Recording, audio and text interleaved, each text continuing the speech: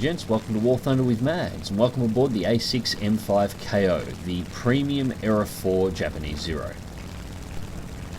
Now, I made a video not long after patch 1.39 dropped on the N1K, and how it had been what I believe was unintentionally over-nerfed. And I made a comment in there that the Zeros were much the same, and my experience with the Zeros that it had exactly the same issue. In fact, the first time I flew this aircraft out after patch 1.39 dropped, I got outrun in level flight by a B-17 at sea level. It was kind of stupid.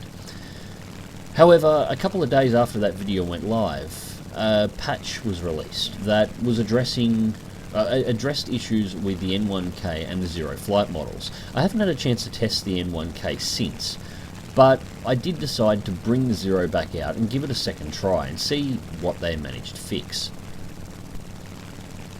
Now, first thing to note for those who are experienced with the A6M5 series of fighters, it doesn't climb like it used to.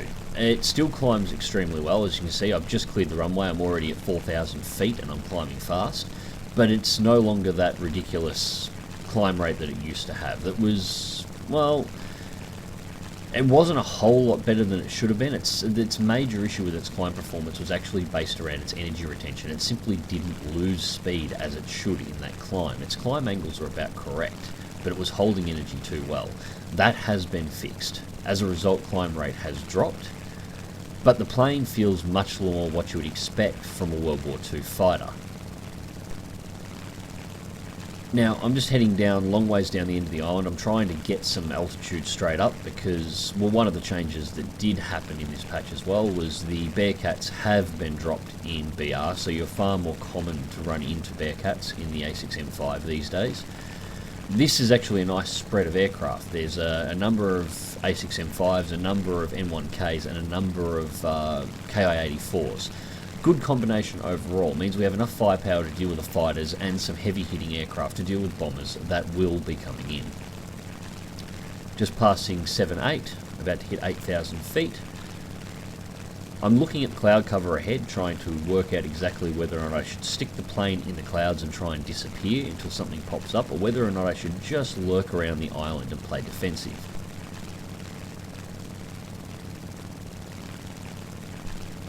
Just continuing my climb just into the cloud bank. I'm just going to skirt it, just enough to slightly obscure my dot and make it hard for, basically make it hard for me to be red boxed. I don't want to leave the island too exposed. I know there will be, well, this is patch 1.39, there's going to be a number of B-17s that are going to be coming in fast, start hitting ground targets around that island. Now, the Zero doesn't have the firepower to easily deal with the B-17s. I'll need to work in a group to take them out, but with those fighters, with those bombers, will become escort fighters. Now, two B-17s have already hit the island. I'm looking at that Spitfire off in the distance. I'm wondering whether or not I should head over that way, although there is a number of fighters over there already. And then that Bearcat pops up. Now, the F8F1 did have a BR reduction to 5.7 in this patch, so these aircraft are extremely common to encounter in these matches now as you're flying Zeros. They used to be a more of a powerful aircraft that showed up. Now these are basically what you face. He's in a shallow dive, moving to intercept the fighters that are trying to remove the B-17s before they can take out the shore defences, and this is what I was hanging around looking for. As a Zero pilot, your first priority should be to remove those fighters from the area as fast as possible, so the Ki-84s that you have can continue working the B-17s over and getting rid of them. Just hit the edge of overspeed there, so I'll pull back on the throttle and pull out of the dive. Once I've dropped back to safe speeds, I reinitiate, go straight back to wet. I'm ignoring these two B-17s, there's already fighters on them. I need to deal with this F8F first. Now the F8F's faster in a straight line, but he tries to roll over to reposition. Makes it nice and easy for me to close distance. First burst misses, I didn't quite give it enough lead. Roll over and drop into on its tail. Now he knows I'm here, and he knows I'm coming, so he's gone heavily evasive, trying to throw me off. I'm not trying to follow him in most manoeuvres. The Bearcat will outroll me quite easily, as you can see here. By the time I've completed a roll, he's already over. So I hold, Wait till he cuts back across in his manoeuvres and put a shell into him. It's a good hit. I've damaged his fuel tank and done damage to his control surfaces. That's slowed him up. As you can see, he's listing quite heavily, and take off his wing. First kill of the match. Now, the enemy fighters seem to be hanging back and engaging our other fighters at major distance. The only thing that's in this area is B-17s, and there are 3 of them in the area, so I am going to have to deal with them at some stage. This B-17 appears to have taken damage, but has managed to break out off on its own and is not being attacked by anyone. I decided this is going to have to be my next target. So I'm just climbing away. I'm going to let the B-17 cut across behind me. That'll give me a good angle of attack to go in on top of it.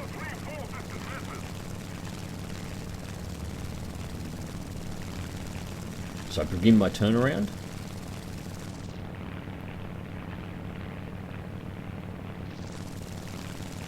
Go back for altitude.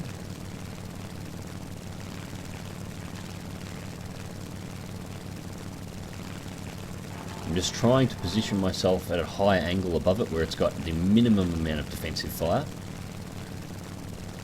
And then I'm going to dive through and perform slashing attacks against the wings. So pass one. Aim a little far too into the centre. I was trying to put those shells into the wing joins, but ended up hitting the centre fuselage. It likely made no difference to the aircraft's handling. But it was a good test because I didn't receive any defensive fire. Now, cutting close on that pass, I could see how much damage had been done to the aircraft. It's already got 2 engines out. It's flying only on 2, which is why it's staying so low and it's not moving particularly quickly. It's not manoeuvring much, so it's taken wing damage already. Go for a second pass. Second hits into the wing. Again, no defensive fire. Now, it's at this point I'm starting to suspect that B-17's had most of its defensive gunners killed by the Ki-84s that were on it earlier on, and the M1K. So going for a third pass, and this one here is my final check. I'm really just making sure. Again, take a hit and no defensive fire at all. This one's safe to approach, so I'll swing it back around and get ready to drop in on it. I still am cautious. If the pilot is letting the plane fly on auto level and he's just rolling the plane to maneuver, it's possible he's not pulling the trigger himself. But that pass there should have triggered off some sort of defensive fire, even if he had manual control of the guns. So back over top, kill the speed back a bit. I'm going to fall in on its tail. I'm no longer at risk of being shot at, or I'm aware. Now, I'm trying to take shots here, but I'm way too far inside my convergence. I do put some hits into the back of the right engine cowling, but not enough. Move back over for a second pass. This time I'm going to come in a lot slower. I want to make sure those shots land straight in the back of the engine. Solid hits, light him on fire. The damage is critical and he smacks it into the side of the mountain. Second kill.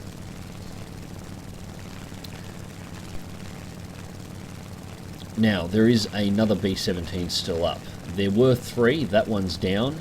The second one has been killed. There is a third B-17 that is operating in the area, but it has disappeared for the moment. There is also an F8F that's crossed the end. Now, it's unlikely that I'm going to be able to catch it in time. There is a Ki-84 and an M1K approaching it quickly, as well as an A6M5 coming in at equal altitude to it. I don't think I'm going to be able to get there, but I have no other targets presented at the moment. The remaining B-17 has disappeared. The only fighters that are, or aircraft that are actually left, is the B-17G that is still cruising around, that F8F, and a premium Spitfire that disappeared about 5 minutes into the match and has not been seen since. Now, I spotted a dot going in low. I span the camera around thinking it might be the Spitfire, but no, it's the B-17 coming back in. So I'm going to move to have a shot at this one. The F8F just got taken out, and all the fighters that were engaging it before are now rushing back to deal with this last remaining B-17. If we can take this out, they no longer have the ability to take out shore defences, and we can take out the landing craft and secure a ground victory if necessary.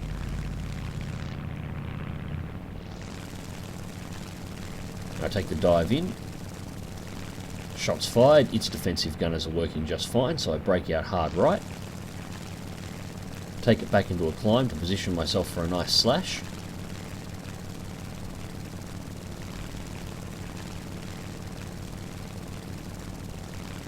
As you can see, this guy's about to get swarmed hard. Now he's taken damage, he's bleeding coolant and fuel.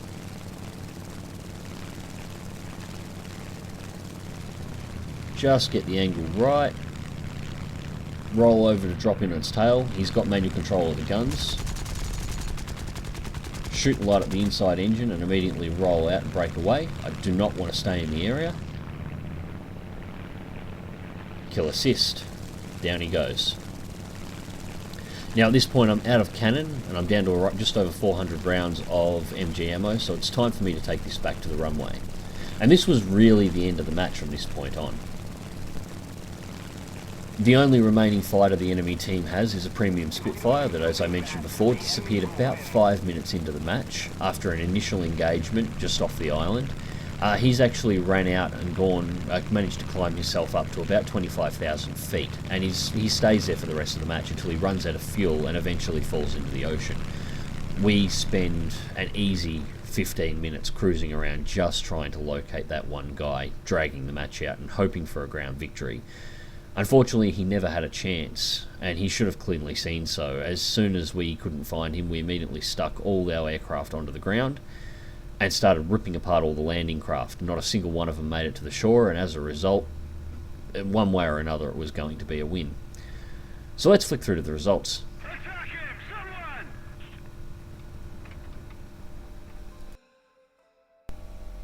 So the results for the match. First place for the team with 2 kills and 1 assist.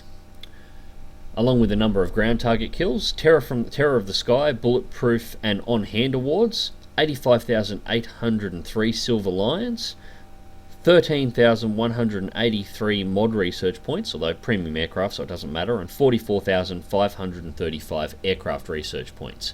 Now this was a premium account on a premium aircraft on an X4 weekend.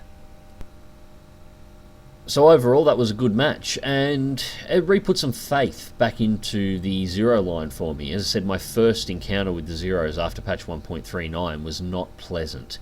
This match, I think the Zeros are back to being in competitive form. They're not quite as powerful or as overpowered as some people will call it, as they were in previous patches, but it is definitely a contender aircraft again, and I really enjoyed flying it. The battle with the Bearcat was excellent fun. So, moving on.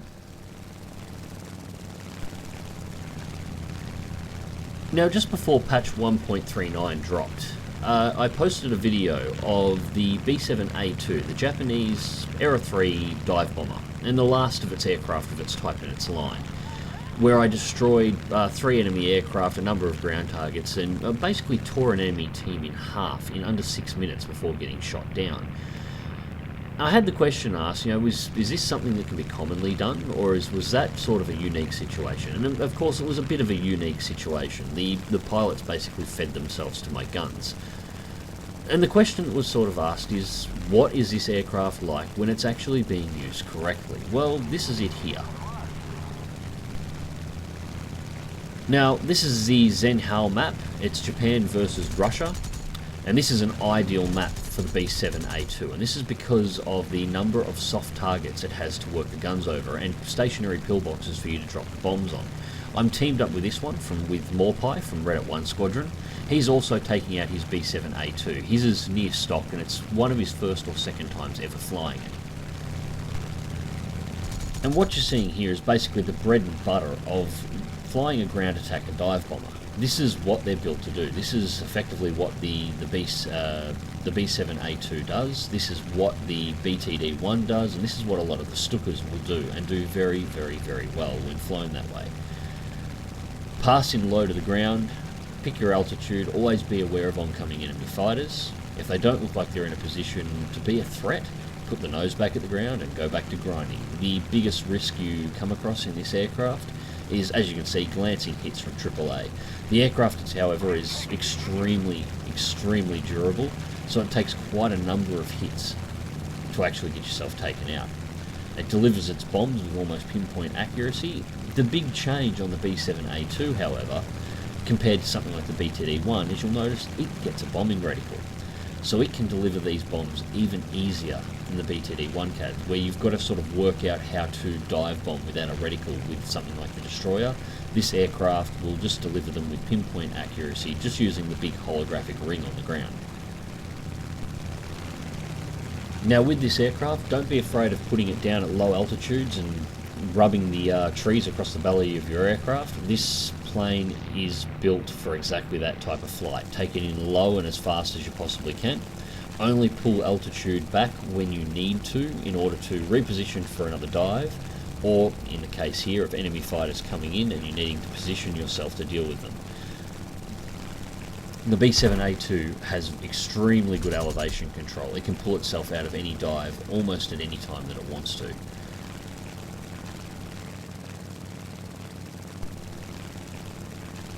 Also remember, with dive control, this aircraft does come equipped with air brakes, so anytime you run into a situation where you could be at risk, don't be afraid to jam them on. Likewise, if an enemy aircraft is diving on you, I recommend a throttle kill, a hard turn, and drop the air brakes at exactly the same time, and you'll almost always generate an overshoot from the enemy plane.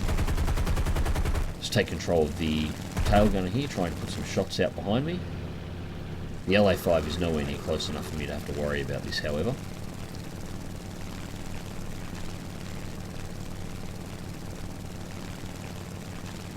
Roll up and over. I'm trying to get back on the tail of this fighter. This is the other thing to remember when flying something like the B7A2. The enemy fighters are only dangerous if they're behind you and able to shoot you, and it is incredibly manoeuvrable for a dive bomber, so always try and put yourself at their 6. Even if you're not in a position to be able to kill them, they can't shoot you when you're behind them. As you can see, this I-185 is just pulling out to distance. There's no way for me to be able to catch it. I fire a couple of speculative shots. I get a good hit on him, but no criticals.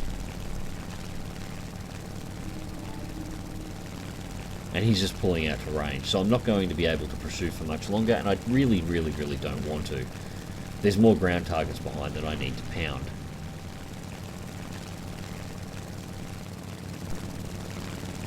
Now, I'm not going to show this match in its entirety. This was effectively 20 minutes to 30 minutes of ground strafing. That I-185 that I hit ended up crashing on his runway, and I ended up achieving the kill for it. He was unrecoverable, so he left match.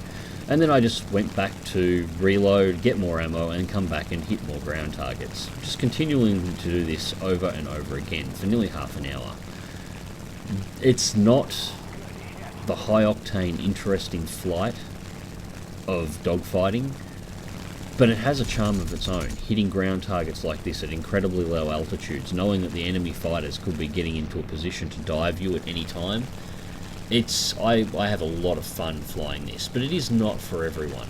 I am looking forward to putting aircraft like this against actual ground forces tanks in the near future, and if I have an opportunity to do that on the test servers coming up, I will. So we're going to skip through the end and just check the results for this match and what this thing is actually capable of doing, quite easily. So after 20 minutes of flying around and blasting ground targets, I came in first place with 1 air kill, the I-185, and 26 ground kills. Morpie came in third place.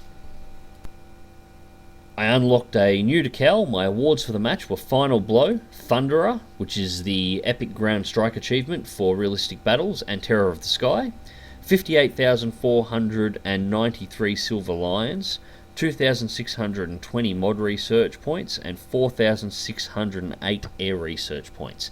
However, those air research points were only at an 85%, as this is an Era 3 aircraft and I am researching the Japanese F-86 Sabre. So to answer the questions asked, why matches like the last one I posted where you rip apart an enemy team in a dogfight are not common. It is capable of doing it, and it is capable of scoring ground kills. But as a ground attacker, the only aircraft in the game, in my personal opinion, that outperforms the B7A2 is the BT-1 Destroyer, the premium Era 3 American ground attack / dive bomber. And this aircraft is still right now probably one of my favourite aircraft in the Japanese line. Anyways, ladies and gents, I hope you enjoyed this video. Click like if you do, subscribe if you want to see more. Fly smart, fly safe, and I'll catch you in the skies.